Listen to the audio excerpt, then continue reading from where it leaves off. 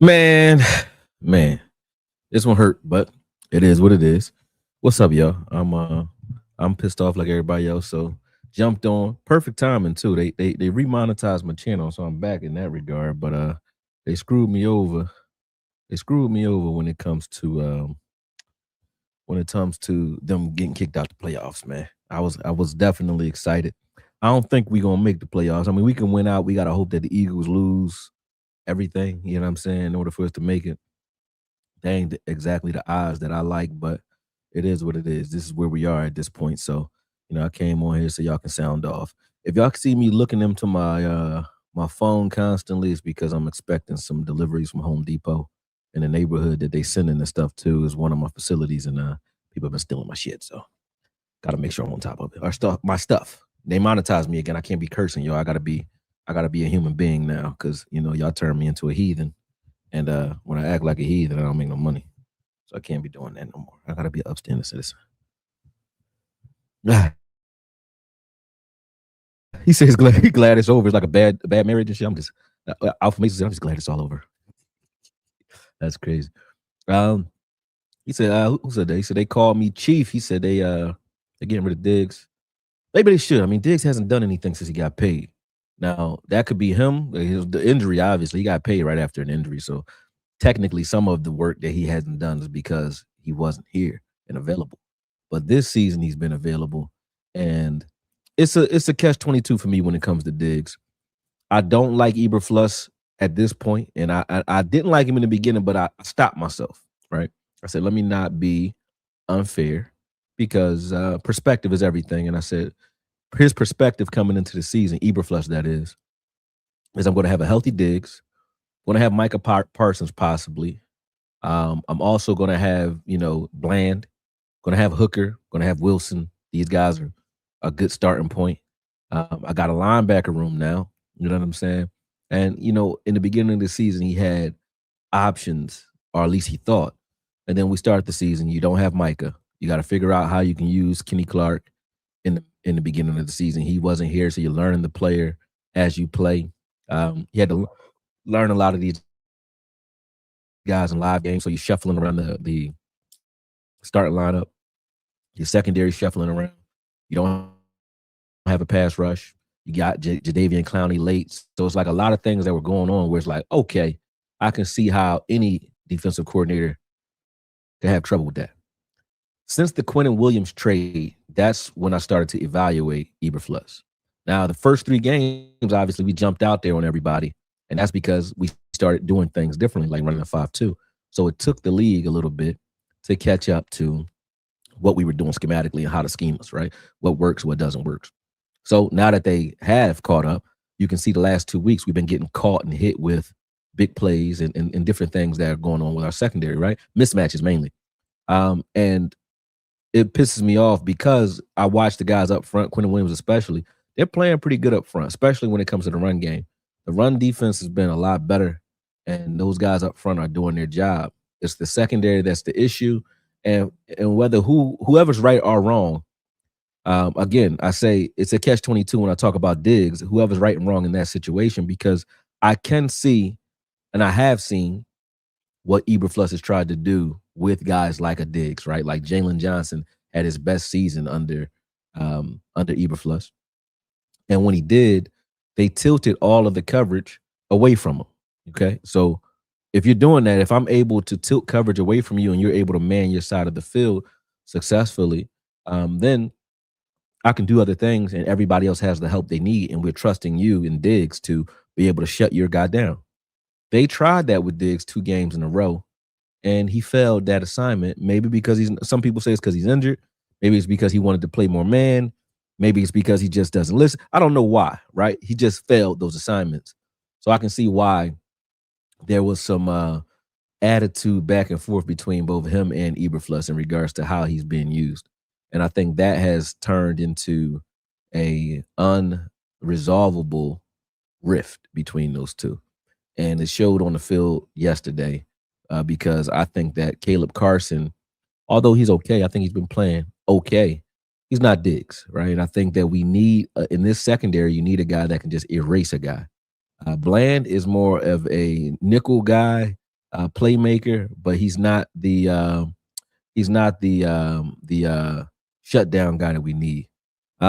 Cowboy enthusiast. I just see he said no more glazing. First of all, glazing is dick sucking. So excuse my French, but don't use that with me. But no more glazing. 59, no big dog. Again, everybody who keeps coming in, the reason he keeps coming up is because y'all keep bringing him up. And I'm not gonna lie, for or on nobody. Because in this game, you saying now 59 screwed up somehow, right? And I just watched every run snap. The longest run against this team was 16 yards. The play you're probably talking about is the fullback ham run for 1 yard for a touchdown, right? If that's the problem you had with 59, I'm not here to fix it for you, bruh. Okay. I watched the game.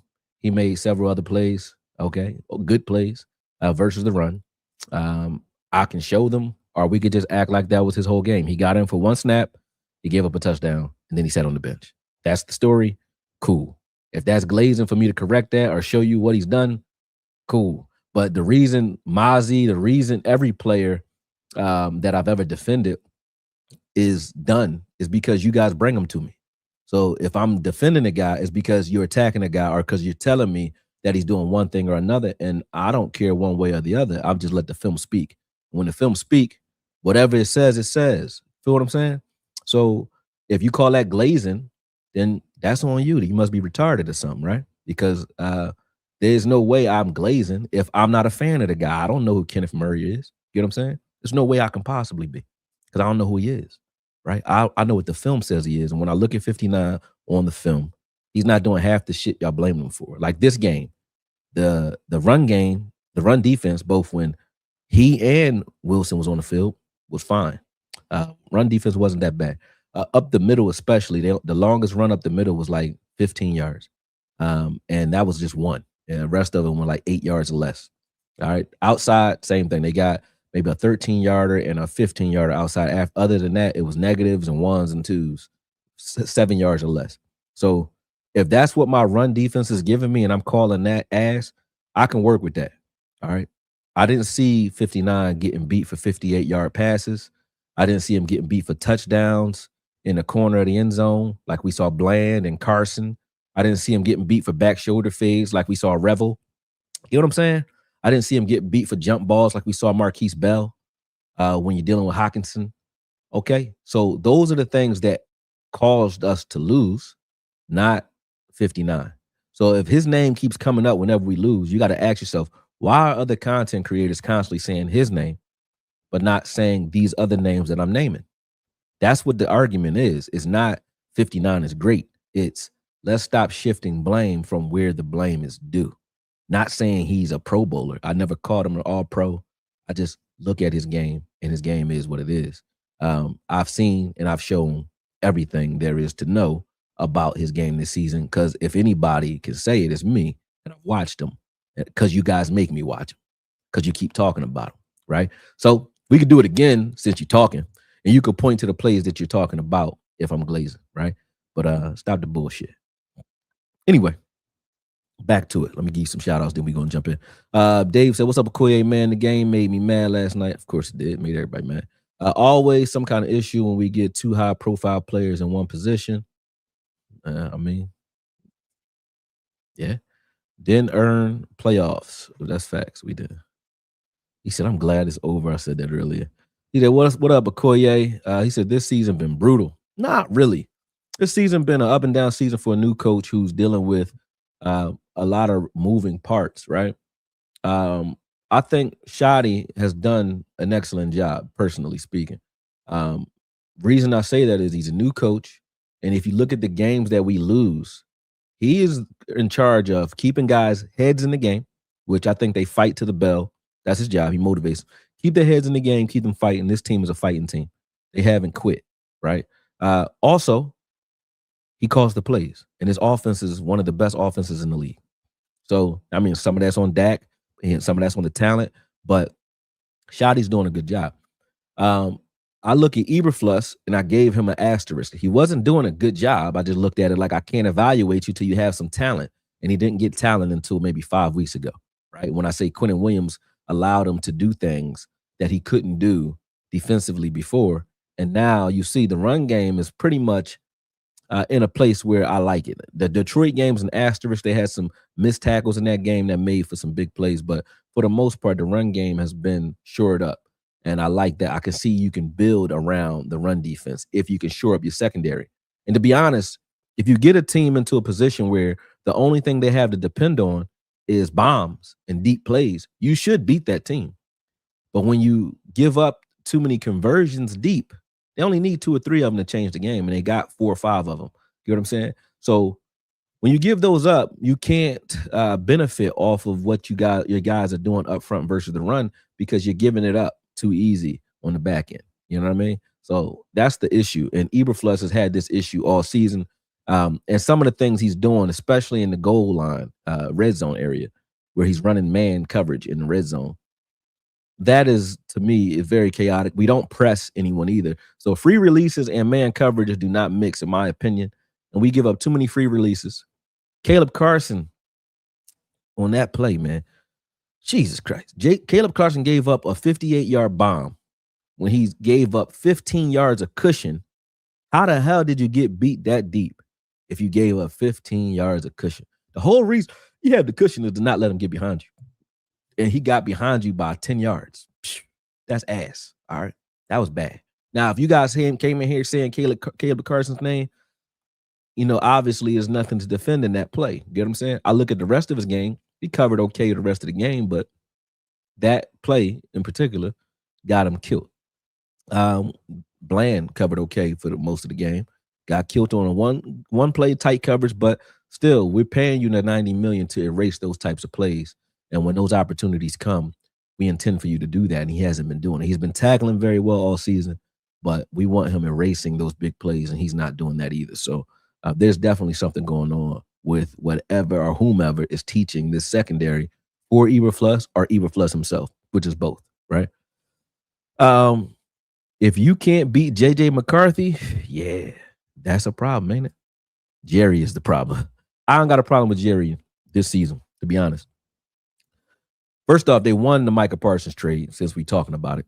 Micah Parsons, prayers go out to him, and I pray for him a speedy recovery. It was sad yesterday that he went down. Like I said, that's my favorite player in the league.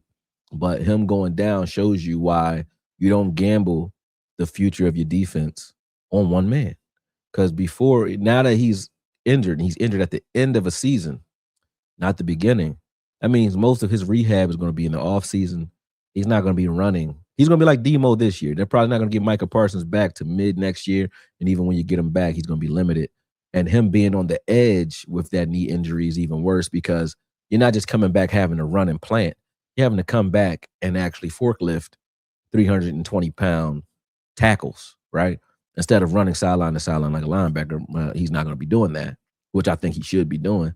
They're going to line him up on the edge, and that's going to be detrimental to those knees, man. So I don't like it, but I think because of that, the Cowboys getting 2 first-round picks, Kenny Clark, who's played pretty good, and, a guy that's going to be making $50 million a year off your team, I think he won that trade. So if you're starting with the beginning of the season, he's won that trade. If you're looking at Trayvon Diggs, okay, you pay the guy guaranteed money, and he has $90 million contract, you expect him to come in and perform and do what he's supposed to do. He hasn't wanted to do that. Can't blame Jerry for that. When you look at the additions that he's made throughout the season, Clowney, Demo came back, but that's not on him. But Quinn Williams, Logan Wilson, he's adding players, Siobhan Revel, not Revel, but Reddy Stewart, I'm sorry. But he's adding players that he thinks can help this team win. And I think he did a good job this season, kind of answering the bell when it came to our needs as a team. So shout out to Jerry and those guys for what they've done in the front office. I'm not just going to look to get mad at somebody just because we're losing. I don't think Jerry and those guys are the problem. I really don't. I think the issue really is it has to go back to Eberflus in the secondary. You know what I mean? That's where it is. The secondary has not played well, and it's made the difference in a lot of games this season where we are able to win. These are winnable games. This game in particular, I'm not as mad at the secondary as I am at some of the things that went on during the game. Like the two missed field goals, obviously, they hurt a lot because they put us in a position where we had to do too much to win the game. So those two, and then not only did the misses hurt, but they gave a short field, which helped gain momentum for the Vikings. The game changes if you make those field goals because you're kicking the ball off. You're not only and you're changing the play calls, you're changing the whole tone of everything if you make both those field goals.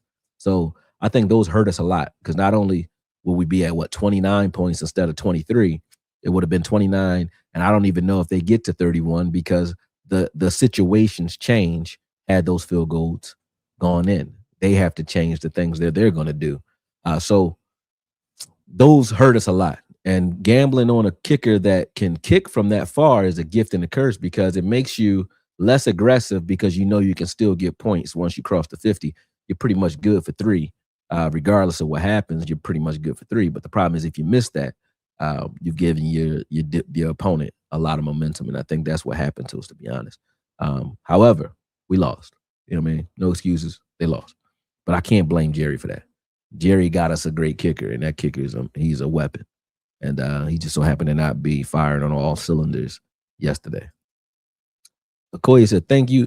Dave Jenkins said, thank you, Akoye. Akoye, thank you again for helping me get through another Cowboy season with your content and our text, man. Appreciate you, man. You know what I mean? Hit me up anytime, man. You already know. If I can answer, I'm going to answer. I want to see him be trash when he doesn't feel like he got to play hero ball. I don't know who you're talking about. I don't know who you're talking about. No more glazing, big dog. I got to you already. Jay said, KCJ said, number 21 Carson was and is booty water. Hey, man. Can't even argue with you right now. Retarded is a no-go. I ain't just talking about running. Could have swore maybe I'm tripping, but I saw some plays across the field, not all completed, where he doesn't get enough depth and shit go over his head. I'm only saying that because you said I'm glazing. That's disrespectful to me. You know what I'm saying? But maybe you're not retarded. However, hold on a second. Hello? Right. I don't know, but you mean right now? Hawk does Taz right now, but Hawk is out of town. Remember? So that's why he got EVVs this time. But go ahead. I'm saying he's gonna have to transfer that, not this second, but when baby, you already know the answer to that. Whenever Glenn and them was over there, we're gonna transfer him. We got it. I was just saying we have to. No, I'm just saying that got to be done. All right, all right. Sorry, business call. Um. Anyway, no, I didn't see passes going past him or going over his head that were his assignment. I didn't see. I did see um the corners getting beat to shit though.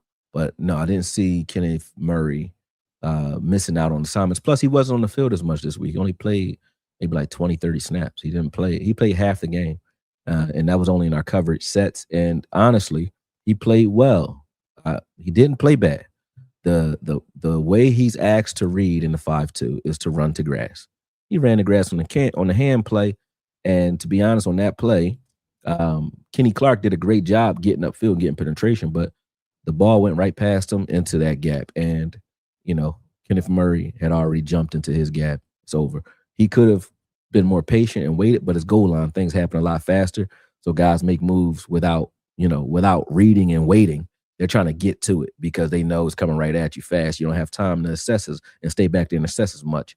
He probably should have on that play. And I'll give you that. But that wasn't his play to miss. It was just he could have made the play. And I do have an issue with that one play. But I look at the entirety of his game, not just the one play he missed. Because if I did that, think about how many people missed a play. I mean, on the Hawkinson play, Quentin Williams slaps J.J. McCarthy in the chest. Should have sacked him there. It wouldn't have been a big play. Get what I'm saying? Like, it's different people that have missed plays, but if I judge Quentin Williams by that miss, I don't look at the interception. I don't look at his run stops. If I look at Kenny Clark and say, "Hey man, you got kind of dragged on one play and they scored on you," I miss the plays where he gets upfield penetration and tackles for losses. Get what I'm saying? I don't do that. I look at the entirety of what everybody is doing if I'm gonna look at a player, and then we talk about who they are as a player based off of that.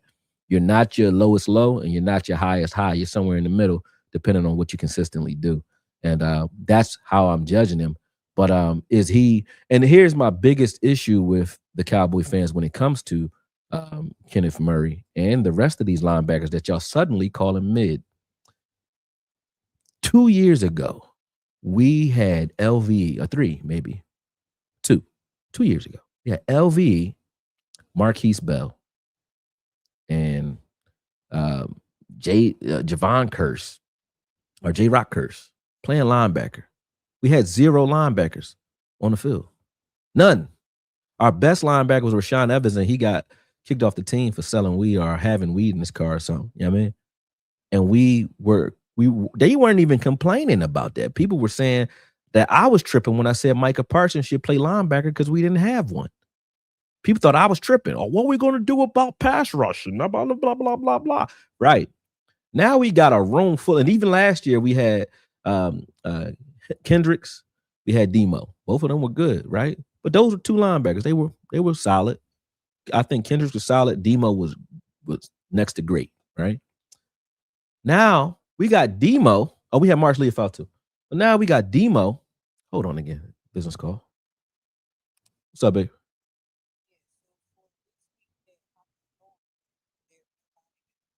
Hawk is here. He just came back last night. What's the issue?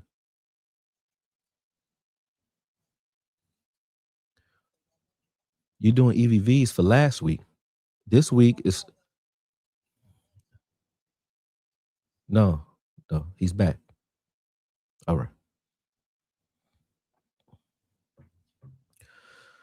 All right. Sorry again. But this year you got Morris Leafow, who I still think is good as Sam. He's where he's supposed to be. I think he's the best Sam linebacker on this field and then on his team. And then you got Sanborn, who I think is a solid player.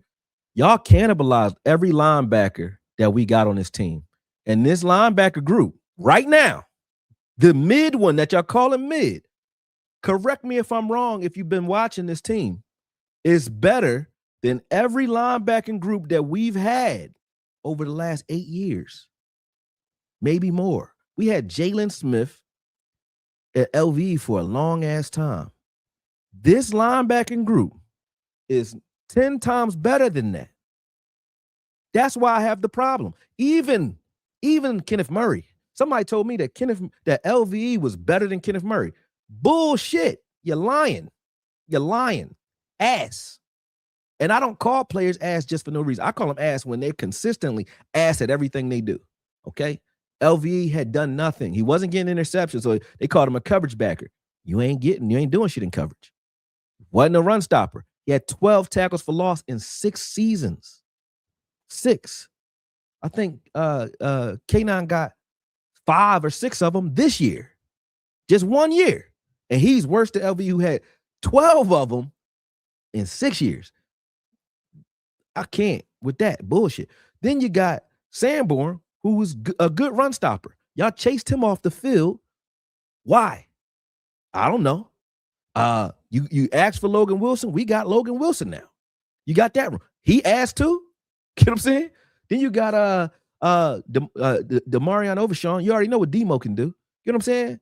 We got a linebacker crew right now that can play ball. Shamar James, I don't like very much, but he's young, he's growing, but he's okay. He's better than what we had when we were using Marquise Bell.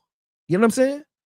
So how are we complaining about this linebacker group so hard that, well, like, what standard is you basing it off of? You act like we got a linebacker standard like this is Pittsburgh and we're used to high-level linebacker play here. This is the best linebacker play we've had in like 8 years.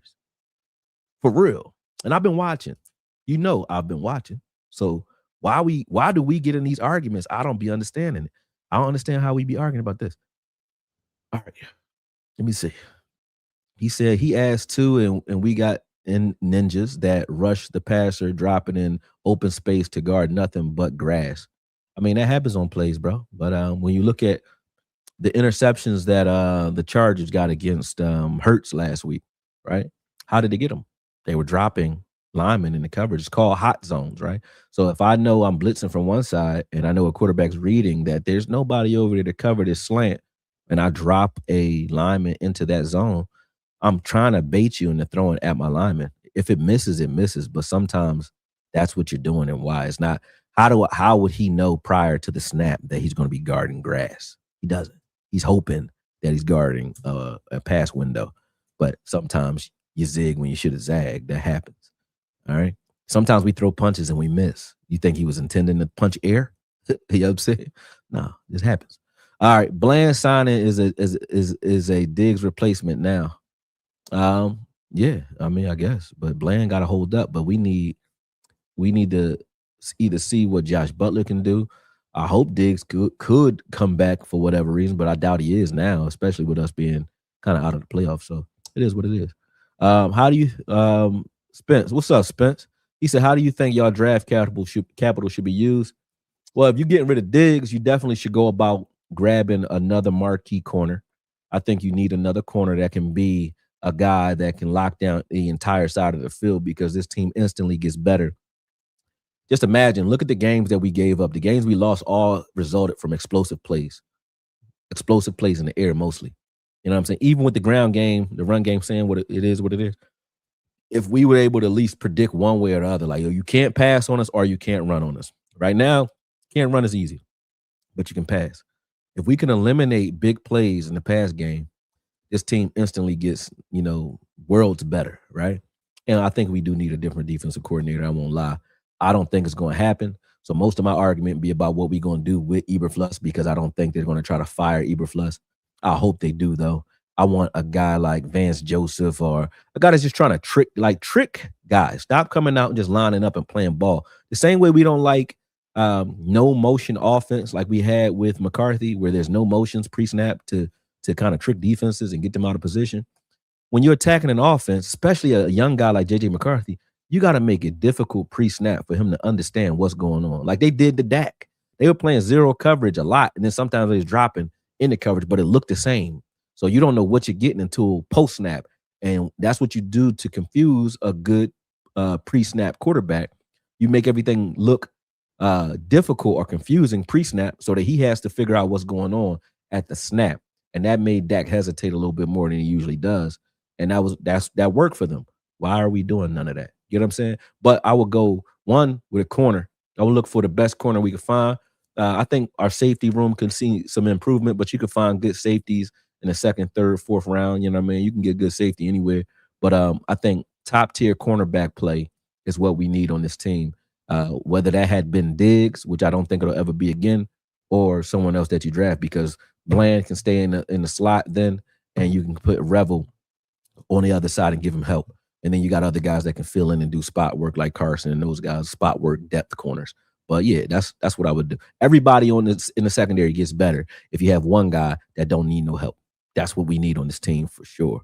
Linebacker crew, go get us another second, third round linebacker. But I think with a full offseason, this entire linebacker group is good with a good offseason and a better coordinator for sure. Especially when we come out. When we come out in the 3-4 to 5-2, I don't understand why we ever get away from that. We should always be playing 3-4 or 5-2 because no team does anything against it almost at all. Like they don't do much against that look. We got 135-yard. No, that wasn't even against that. That was against nickel. I was about to say Montgomery, I think his name is, from Detroit, ran 35 yards on us, but that wasn't against 5-2 either. That was against our nickel package. So nobody really gets big plays, and I'm counting in my mind, but I might be missing one or two, so don't argue with me like I'm crazy. But I don't think I'm wrong with that. Since we've been running 5-2, I haven't seen a big run play against it, especially up the middle. On the edges is a different story. I think 13 yards to Jahmyr Gibbs. He got a touchdown last game against 5-2, but that was like the only time we ran it, and it was on the edges. Appreciate the question, Spence. Get Ebert bitch off my team. I can't even argue with that no more. That play on Hawk was he not supposed to be where Hawk was? Who do you mean? You mean Marquise Bell? Marquise Bell was supposed to be there, was covered too. Problem is they did a play action. Nobody rerouted Hawk because he was blocking early and it was a late release. So sometimes when you, just like a quarterback reads post snap, so does a safety. So I'm looking at the releases of all the receivers. I don't see the tight end release. I'm looking for something quick elsewhere, which Marquise Bell was doing. And then you see Hawk sneak out late to the post or to the flag, and then you run over there to make the play. I think he makes that play if he doesn't go for the ball. If he hits Hawkinson instead of the ball, I think he dislodges that ball. And I want to see I want to see Marquise Bell make plays like that. He should have hit him. I think he would have dislodged the ball for sure. Cowboy enthusiast. He said for sure BS, but K9 still ass than he do the shrug walk like he walking playmaker with his soft ass. I don't get the soft talk. I know, other content creators, some of my homies have been saying this, but I will say this, and I'm being honest, man. And this isn't a knock on those guys because it is, but it isn't. A lot of my cohorts have become, they went to the other side of the fence, and I'm happy for them because they're successful doing that. But it makes you busier. When you're busier, you can't do the things we were doing when you were doing it like this, meaning you can watch inordinate amounts of film and be honest about your opinion. And then also, I don't have to avoid a player because, you might like him or because I might have to interview this guy. I don't avoid no work. I can go after any player I want because these ain't my friends. And even if I see him, I don't make my money off this. I can now, you know what I mean? But I don't give a fuck what no players say about me or feel. So because of that, I'm a guy that they call. A lot of these guys, they don't say it. They'll DM me to go after certain things or certain narrative. They say, what you think of this? But I know why you're asking me because I can say things that you're probably not gonna say and you can't say. But Kenneth Murray will be gone, right? If he's gone, there'll be another Kenneth Murray scapegoat next year. We do this to someone every season, and that's the problem I have with the fan base. We still haven't figured that out yet. Whether it be from the ownership, when we don't want to pay a guy, we'll start dropping little hints in 105.3 and say certain things. If you're Jerry, like with Dez suddenly couldn't run routes and he's this, and Dak likes crisp routes. Why are you saying that? You know what I'm saying? Why are you saying that? You know what I mean? Because you don't want to continue to pay this guy, so you got to devalue him in the public. And once the public is on your side, just like Rome, we need the Coliseum. Once the public is on your side, I can say I can execute you publicly, and they're gonna put their thumb down for no mercy, right? Because you've excited the veracity of the fans. That's what happens from the front end. So that happened to Dez, that happened to Cole Beasley, happened to Williams. It happens. You know what I'm saying? That's what happens to players that are here. Happened to Amari Cooper. You know what I mean? That's the front office doing it. But then you sometimes have creators that do it as well on the other end, and it's for the different reason when they do it. They do it for the reasons I just described, meaning I can't say nothing about Osa because I got to interview Osa. He's the $80 million man. I don't want to mess with the house's money, so I'm not going to mess with him. So even when I see him make a play that's boneheaded, I'm going to say, but he makes plays, which is what I can say about anybody then. Then why are we saying it then? Nobody's ass. If somebody makes a play and then they make an ass play, then they not ass then, right? All right. Or they're ass. So if that's the rule that we going off of, you miss a play, you ass, then everybody who's missing plays has to be judged by that same rule. And that's all I'm saying. And if I don't see that, I'm calling BS on anybody that does that. Because, again, if you're going to judge a player, judge them by the same criteria you're judging every other player. Otherwise, don't do it. You know what I mean? Now, if a person is only doing that, there's very few that do that in the league. But LVE was one of them. You only play bad. You only do soft shit. I get you. But when I'm watching K9, I can show you, but I'm tired of showing it. I've seen physicality out of him. I've seen some misses out of him. I can try to figure out what he's reading, so on. But I've seen those things. And when I show it, y'all cannibalize me next because instead of trusting, like, hey, if I'm a doctor, I'm a film doctor. I say, all right. You'd be like, hey, doc, y'all come to me and say, hey, doc, what do you see? I'm like, well, you see here on this x-ray, you got a little bit of cloudy substance in your lung. You're like, oh, no, fuck that. I need a second opinion. Cool. All right. Why you come here then? You ain't got, if you already know, you don't need to watch me because I'm not talking to you. I'm saying in general, people will ask me a question. I give them an honest answer. And when it doesn't align with what they already thought it should be, then I must be biased or I'm tripping. I'm non-biased. I don't care about none of these guys. I don't care. I say about anybody. I care about none of these players. I care about the team and what the team's trying to do. I don't think the team's ever going to be perfect. So when I see them not playing right, I don't sit there and get down because I'm not coming at it from a fan standpoint. I'm saying based off what we are, what can we do to improve? What can we do moving forward? What was this coach trying to do? Why is it not working? Is it because he's calling things that are not smart or retarded, like Eberflus running man in goal line situations? I think that's retarded. But either he's doing that or the talent isn't holding up. Like, can I blame him for playing off? Did he tell Carson to not stick his guy or not cover his guy down the field for 50 yards? I don't think that's how he drew it up. You know what I'm saying? When we're watching Detroit, does he tell Osa to get pushed 8 yards out of your gap?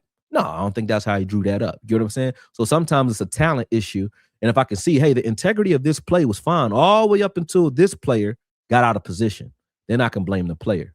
If it's, hey, this player is always out of position or not even on the field, then I can blame the coach. So I use deductive reasoning. It's not nothing about no fanfare, none of that. Now the fanfare in me, I listen to what they say, in interviews. Like that's why I like Schottenheimer. What they say in interviews and the effect that they have on the players and the way they move with the players. Some of it I like, some of it I don't. But everything I asked for in the coach, I got in Schottenheimer, meaning a guy that will hold any player, good or bad, accountable. He held Mozzie accountable in the beginning of the season. I didn't like it, but that's what they chose to do. And I've seen a coach do this before. He held Diggs accountable in front of everybody, still to this day. I don't like it. I want Diggs on the field. But we were complaining before that Jerry Jones has such a hold on the coaches that the coaches can't really reprimand the players, right? Remember we were saying that? Now we see coaches doing it. We don't like it. Which one do you want? Do you want your coach to be able to say, fuck that, Jerry? Excuse my French. I get money now. I can't be cursing. I get money now on my page. My super chat is back. Screw that, Jerry. We want, you know what I mean? You want a coach that could do that? We got it. Because he's benching guys that you want on the field for one reason or another. By the time we catch up to it and we don't like something that we see, they've already reacted and responded to. So I like Shotty from that standpoint. That's what I'm saying with him. He has more control than I've seen coaches have here in quite some time, and I like that. And I like what he did with the offense. So I can build around the offense and what Dak has looked his best. We're talking about him as being the MVP of the league all the way up until we get kicked out the playoffs. Dak is playing at MVP level right now. All right. Now, and the run game is married to the pass as he said it would be. I like that. I like what he made Javonte Williams look like beast mode out here. You got George Pickens looking like the second coming of Dez Bryant or whoever. You know who you remind me of for real? It's not Dez. You remind me of another smooth receiver, Brandon Lloyd. That's who George Pickens' game remind me of. They don't look fast. They not big. They smooth, and they got great hands. If you remember Brandon Lloyd from San Fran, that's who George Pickens remind me of. But yeah, man, nothing personal. I'm talking my shit to you like you was talking shit to me, bro. That's all. All of a sudden, J.J. McCarthy wants to be good. Yeah, right. Everybody plays like they playing a Super Bowl team, though. Akoye, the realest creator out here. You got any other ways to support you? Because I want to, but they banned me from Cash App. No, you could do Super Chat now. I'm back. So you could definitely Super Chat me if you want. I'm on here. So yeah, you could support it that way. And I'm about to start building more value to my Patreon because as y'all can see, when I do the film here, I'm not going to get the page demonetized again by doing too much film, right? Because I just did an appeal. They told me what not to do. I can't keep doing it because they're watching me. So I'm going to move all of the breakdowns. I'll do short stuff here, but I'm going to move my long end or long tail or long form breakdowns to Patreon. What I'll do before I do them, though, I'll come here, get you guys, and then the ones who want to follow me over to Patreon, you can follow me over to Patreon, and we go live there, and y'all can watch it. I'll do it like that because coming here and doing it, obviously, you guys can't support, and I won't be here for very long if I keep going because they're going to strike my page and get me out of here. And I'm not doing nothing wrong. I see guys like Matty Dubs. I ain't snitching. I am snitching, but I ain't snitching. But I'm snitching. But I see guys who do film, and that's all they do. And they ain't in trouble. Why am I in trouble? I don't. And then when I got in trouble, I wasn't even making content. So I don't even know. They went and looked at stuff from 10 years ago, and they said it was a combination of manual reviews. A manual review meaning somebody at YouTube that was watching my content based off of somebody calling and saying, hey, watch this guy. Why? I don't know. But they're doing it. Oh, thanks, Trev. You already super chatted me. Thank you for that. He said, "Go get go get a made man that has had success, especially if you not going to let Shotty choose. You should let Shotty choose. I think your offensive coordinator, especially a guy like Shotty, is probably the best guy to ask who should be a defensive coordinator because he knows who gives him trouble. You know what I'm saying? Just like when he went to go get Clayton Adams, he said it's because he watched how their run game was in Arizona. He said he wrote his name down. So this one guy would go get. Go get guys that give you trouble as a defensive coordinator. You know what I'm saying? That's what you want, somebody from those trees. Like Flores is, I think, a great defensive coordinator. You got a lot of guys. D'Amico is a head coach, but guys from those trees. You know what I mean? Who else do I like? Vance Joseph, I like. You know what I mean? I even like Raheem Morris, but he ain't been doing that well with Atlanta. But I like those types of guys where they're trying to trick you. And my favorite of all is Spags. Spags is my favorite defensive coordinator in the game right now. And the reason being is like watching his pre-snap and communication with his secondary is like it's like a masterpiece. I'm not even bullshit. If you ever watch what those guys are doing, they all rotating and replacing each other. Everybody knows everybody's job. So pre-snap, they might show you cover two, and then slowly they start walking into positions. But when they're walking into different positions, that safety and corner and both those safeties and those corners that are rotating, they all know each other's job. And it's like musical chairs. They play like musical chairs secondary, meaning by the time the ball snapped, wherever you are, that's the job you're doing. And that's weird to me because you got to have such a trust and a level of communication to be good at that. And then have guys getting injured and rotating into that and still be good. That means you're teaching top to bottom. Everybody knows what they're supposed to be doing back there. We don't have that. They have that. Get what I'm saying? I like that. And that's something that you see from like Spagnoli. And if I could show you guys that, I'll show you. But, you'll see pre-snap, a safety will rotate down to the line of scrimmage. And now that corner will back off, right? But the safety's down in the box. But the corner will back off. That corner is now, and then you'll see post-snap, it'll be cover two. The corner is now deep halves in cover two where the safety was. The safety's now playing the flat. And I'm like, damn, that's dope that they just know what each other's supposed to be doing. So it helps them disguise their defense and trick you as a quarterback because you don't know what you're looking at until you snap that ball. And that's why I like Spagnoli. And he runs 3-4 a lot. So I like Spags. I like anybody from his tree. If you got somebody, get him. Hold on. I thought I had to sneeze, but I don't. Do you think Diggs was, I won't say healthy, but I'll say ready to play when the season started? Only Diggs knows that, but I will say this. I'm snitching on this part. He has a grandmother named Dionysus who I'm cool with. I got invited to her and her husband's anniversary birthday party in May. They cool. They live down here up on down, I ain't gonna say where, but you know what I'm saying? They live down here in Philly. So I know his grandmother. And when I brought him up to her, she said, ain't nothing wrong with my grandson. You know what I'm saying? She said that out of her own mouth. I mean, ain't nothing wrong with my grandson. It was her words. So, and she wasn't saying it to be smart. She was saying it before the season started. She was saying he's healthy. I said, I can't wait for him to get back healthy and ready to play. She said he was ready to play, and he was healthy. Now, she ain't a coach. She ain't a trainer. So I take that with a grain of salt, but that's what his own family says. And I don't think there's anything wrong with Trayvon physically. I think he's a prima donna. He don't want to play for Eberflus.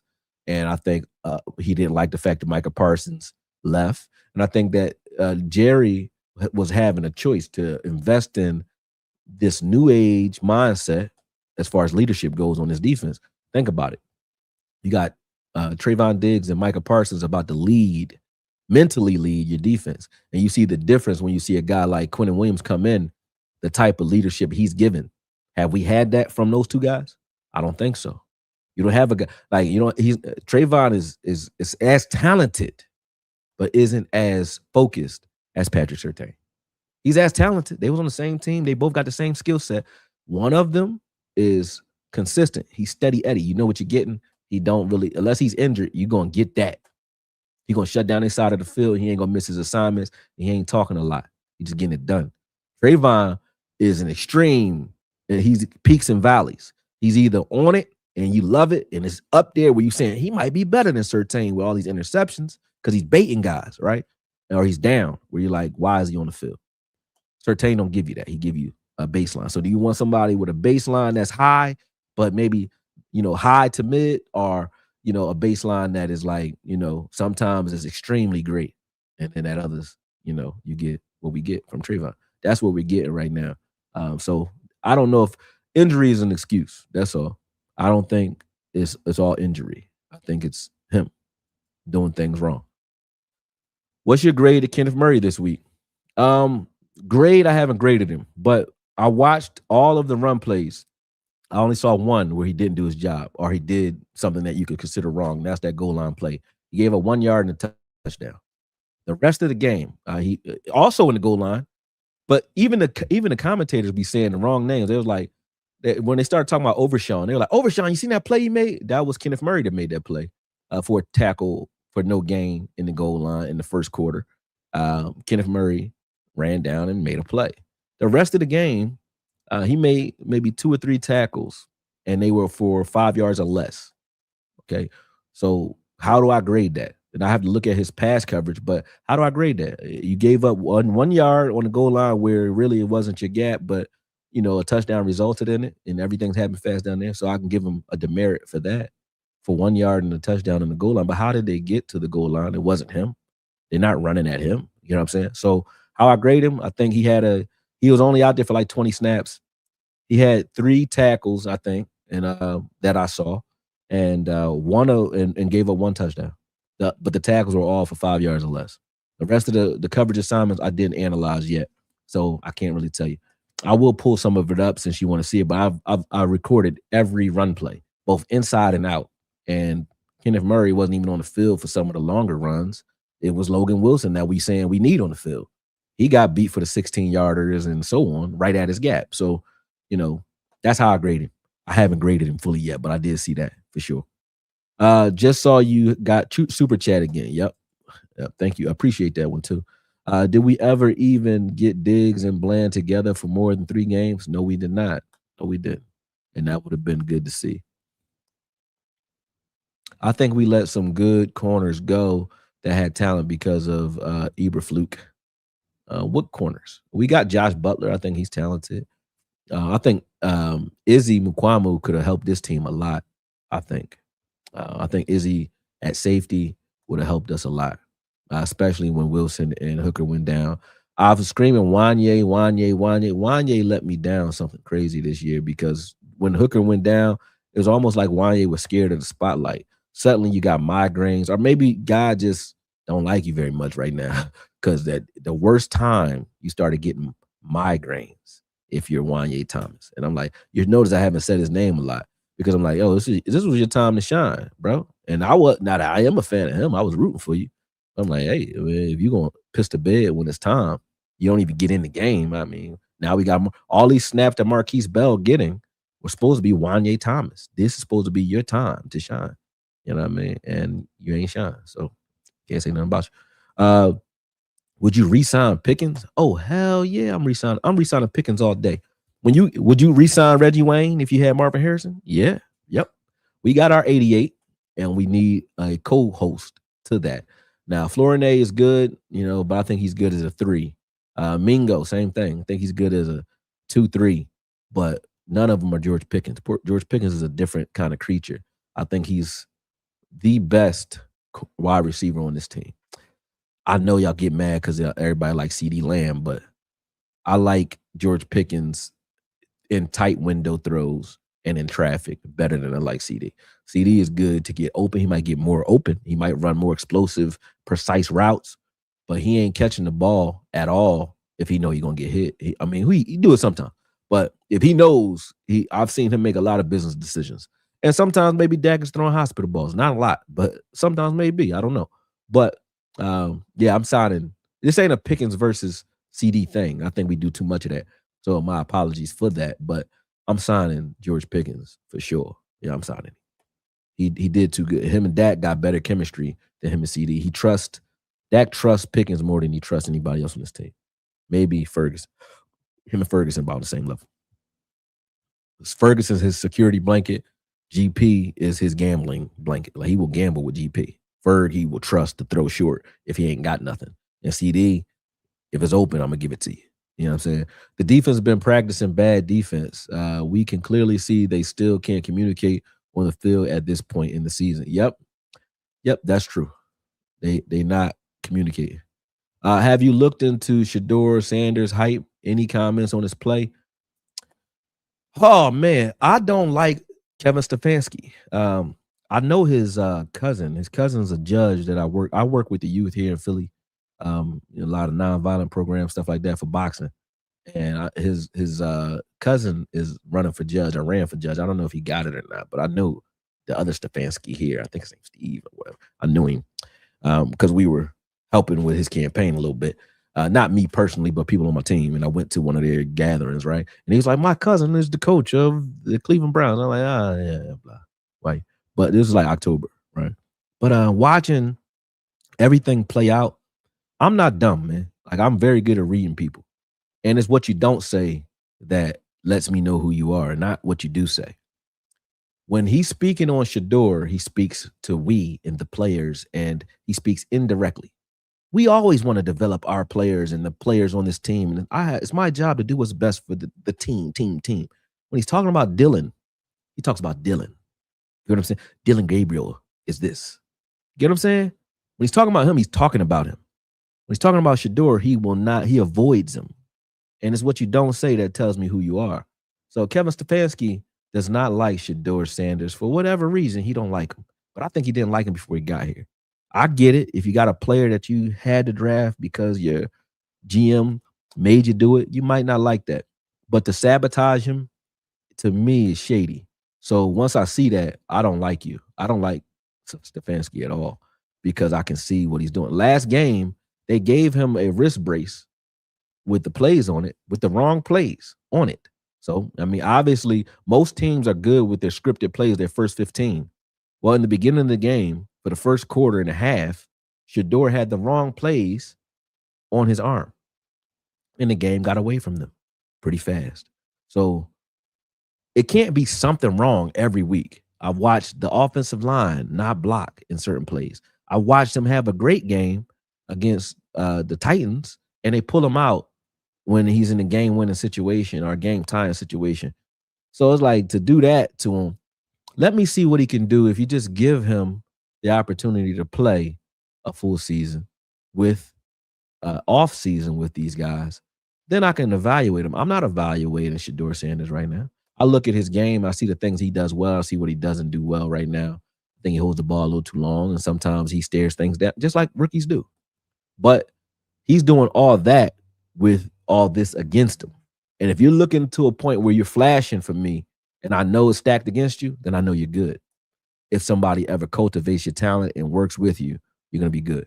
I think Shador Sanders has spark. He has it, and he could play well if given the right head coach and the right offensive coordinator. He'll be fine. And that doesn't mean they have to be good coordinators. They just have to believe in him and let him do what he does best.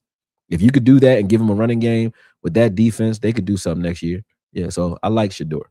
I'm not judging what I see game to game because I just look at it like, well, is he showing me something that makes me think that if he starts hitting on certain plays, he can be something in this league? And I see that. So, all I would say is when he's talking in front of the camera, be less cornerback-ish and wide receiver-ish. You're not a wide receiver or a corner. You're a quarterback.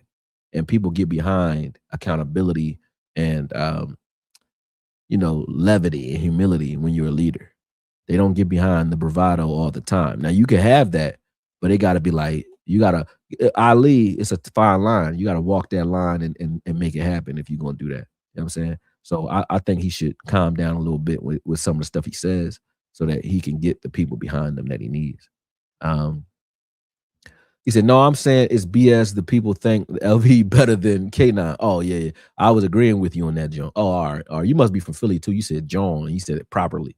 So you must be from Philly. But you already know, yeah, that's craziness. So to complain about him, they complain about him like no other every game. But this is why I call BS, though, because every game that LVE was trash, they would ignore that he was that trash. They would never say his name. I've even heard people say when he was out, when LVE comes back, our run defense will improve. Shut up.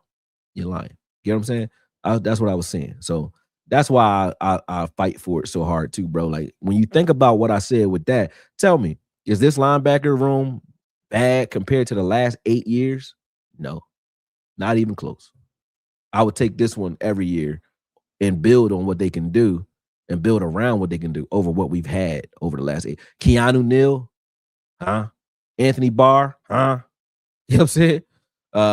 J-Rock Curse, huh? Marquise Bell, huh? LV, huh? Jalen Smith, who was, you know what I'm saying? I would take this group all day. All day. You know what I mean? So I get you. Every player has regressed that was here before Eberflus. Yep. That's the problem. He said, yeah, I hate that about this team too. Who really want to win? I hear you. Yeah, Cowboy Nation on some other stuff today, like flip-flopping, getting all emotional. That's the Cowboys Nation for you. Why any Cowboys fans will want to go to the playoff just to get embarrassed, one and done.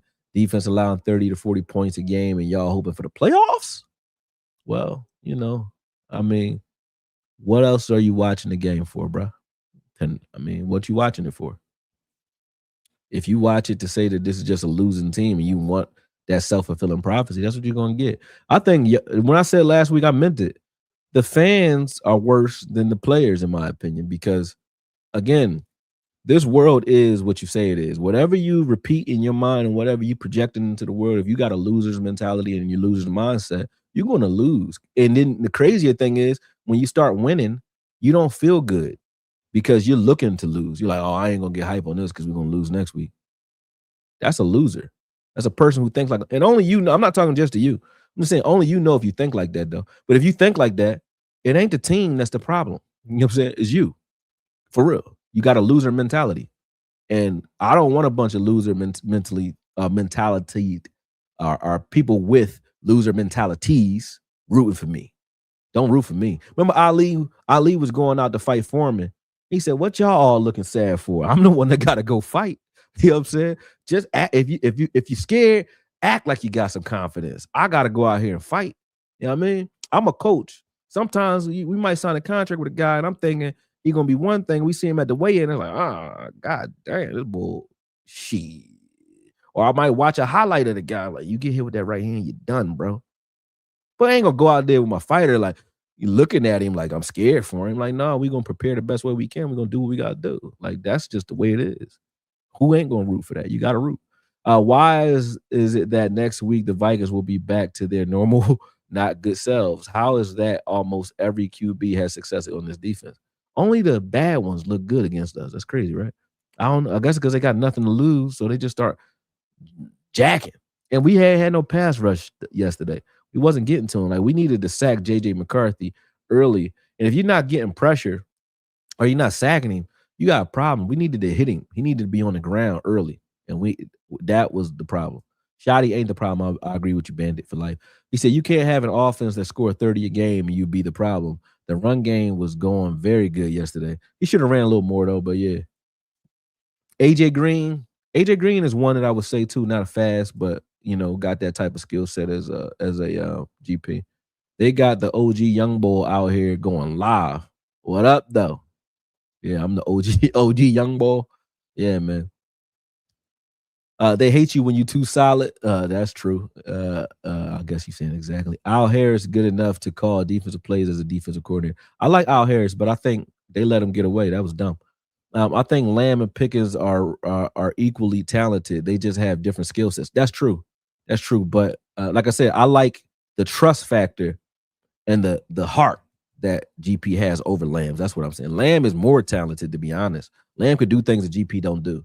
His route running, I think, is a little bit better, more crisp. His run after catch is more crisp. But GP just got like a trickery to him. I like his subtleness when the way he runs routes. Like, people who's talking about him, this is what I mean, right? Some of these content creators will say when we lose, oh man, GP is running lazy routes, ignoring the fact that he double teamed, right?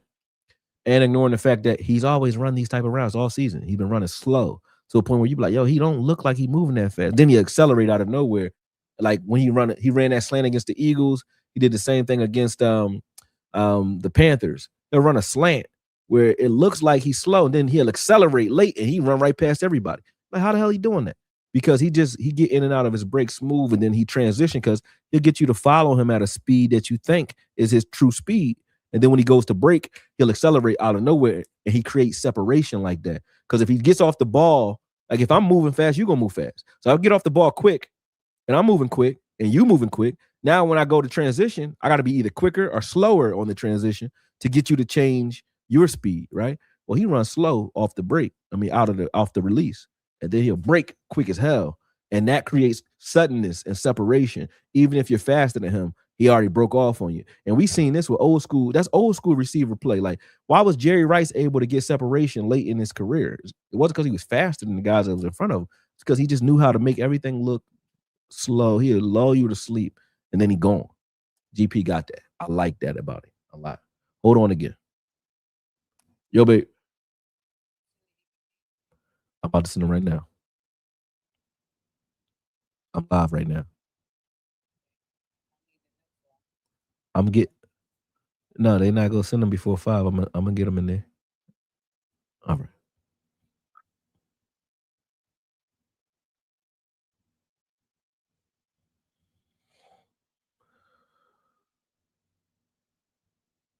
Stop rushing me. Boom, boom, boom. Done. Done. All right, let me see if I got any. Hold on, y'all. And boom, we got 2 here. Jermaine, yeah. Oh no, I gotta send this to her.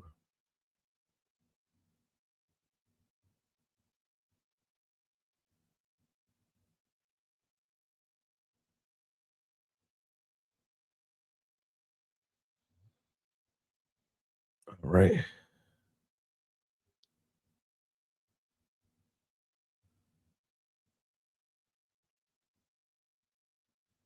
All right, done.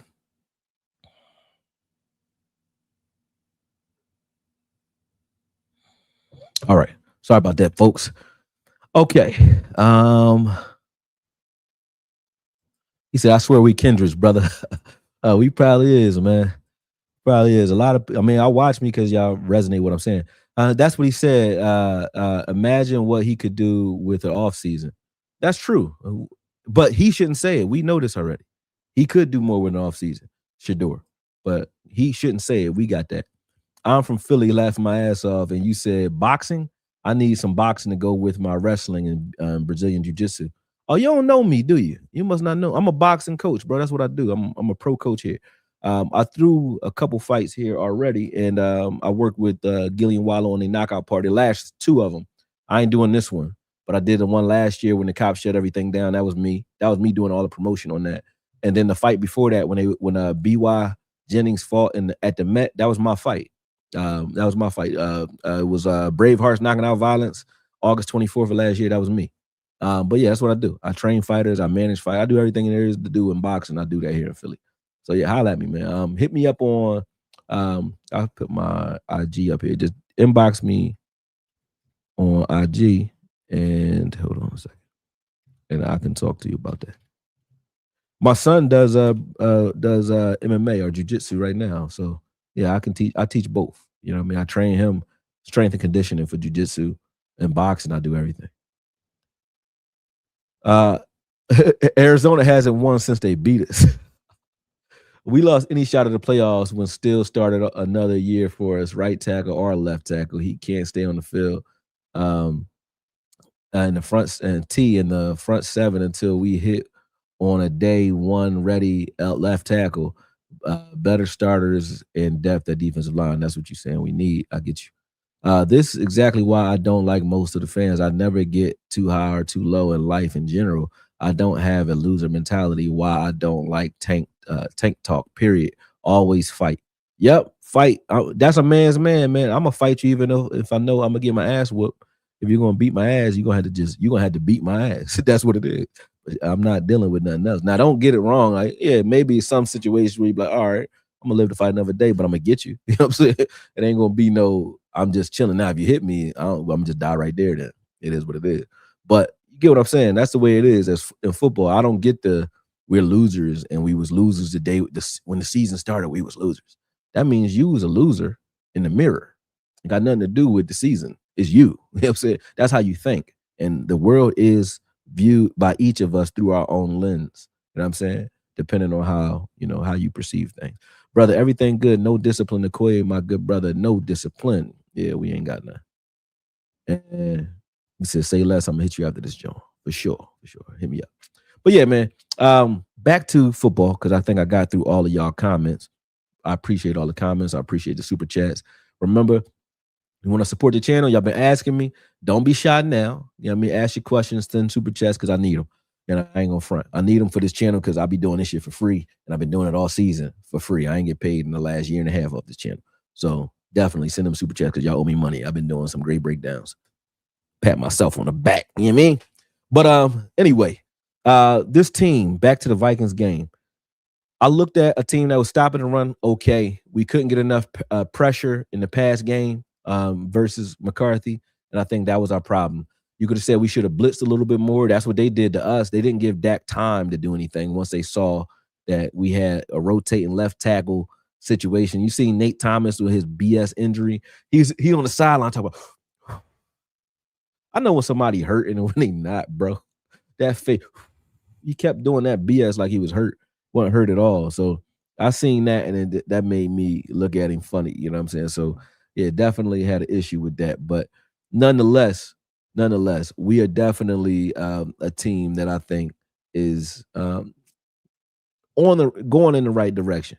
I think Jerry made the move that he made for the next 3-4 years, not 1 year only. So that's how I look at it. In the next year, if we add some pieces to this current roster, we can be pretty damn good. I think you keep Kenny Clark. You got to keep Quentin Williams for sure. You keep both those guys.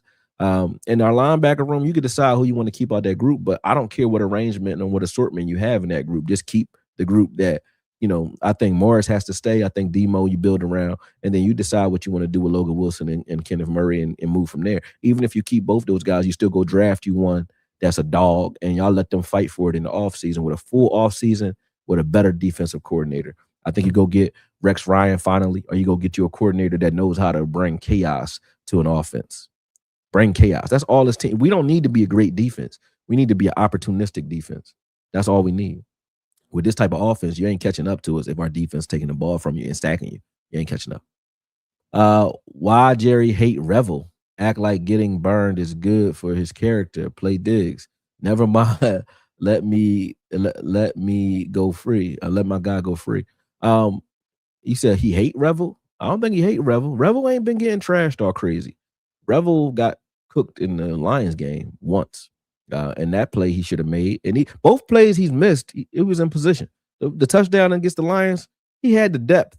He should have turned and ran at the end and knocked the ball down. And the other night, it was on 4th and 1, 4th and 3. That's the problem. But look at the play. It was a back shoulder. He's right in position. He was in the proper position, inside shoulder. He's playing cone coverage. And McCarthy threw a perfect ball to the back shoulder. There's no covering that. So I don't think Revel was getting trashed or crazy the way y'all saying. He's not giving up yards like that. He just situationally is a guy that they can pick on. Who puts a CB with a brace on wide receiver ones consistently? He's not getting beat consistently, though. That's the problem. Like, where's the problem with that? He's not the one getting beat. Why you ain't talking about Caleb Carson or the one we playing like Bland, who got beat by a wide receiver 3 or 2?